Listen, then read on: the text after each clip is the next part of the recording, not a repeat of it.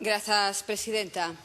Hoxe, 12 de febreiro de 2014, o 12 de febreiro de 1888, nacía Clara Campoamor.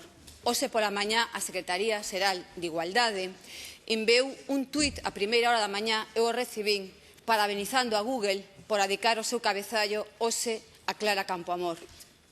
Señor vicepresidente, seguramente terá leído moitas veces estas palabras.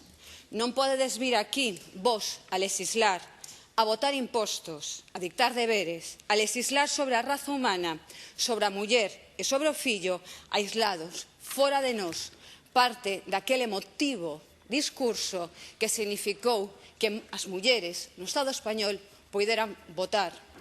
Evidentemente, aquel foi, como todas e todos podemos ler e comprobar moitas veces, un debate que non foi ao fondo, sino que se quedou en mulleres contra mulleres, en aquel caso muller contra muller. Hoxe estamos diante dun debate que non debe ser un debate de mulleres contra mulleres.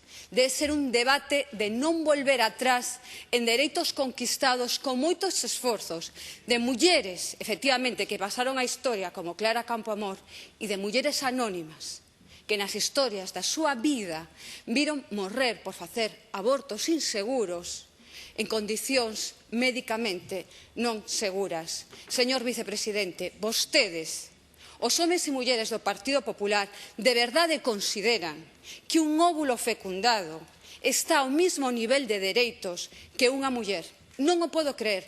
Vostedes, señores do Partido Popular e señoras, de verdade creen que se pode levar adiante este retroceso o 12 de febreiro de 2014? Non estamos falando do 12 de febreiro de 1888. De verdade, a pregunta é a seguinte: considera a Secretaría Xeral de Igualdade que debería velar polos dereitos das mulleres, que este anteproxecto de lei é necesario, que mellora en algo a vida das mulleres, que mellora en algo a vida dos nenos e das nenas, que mellora en algo a vida da sociedade? Sinceramente, vostedes o consideran? De verdade vostedes consideran, como temos que escoitar moitas veces, que unha interrupción voluntaria de embarazo, que non levar a término un embarazo, significa asesinar? De verdade o consideran? Eu, de verdade, non o podo creer. Non o podo creer. Señor vicepresidente, a Secretaría Xeral de Igualdade ten unha afasia permanente e está muda a respecto deste tema. Queremos coñecer a súa opinión. A mí non me chegan as declaracións de Feijóo de que non lle gustaría que crucen a fronteira para facer o que aquí non se admite. Se de verdade non lles gusta, simplemente plántense. Digan que esta é unha reforma que non é necesaria. Nada máis e moitas gracias. Ten a palabra o vicepresidente e conselleiro de Presidencia. Moitas gracias, señora presidenta. Señor Adán, en primeiro lugar, me pregunta vostede pola opinión da Secretaria Xeral de Igualdade.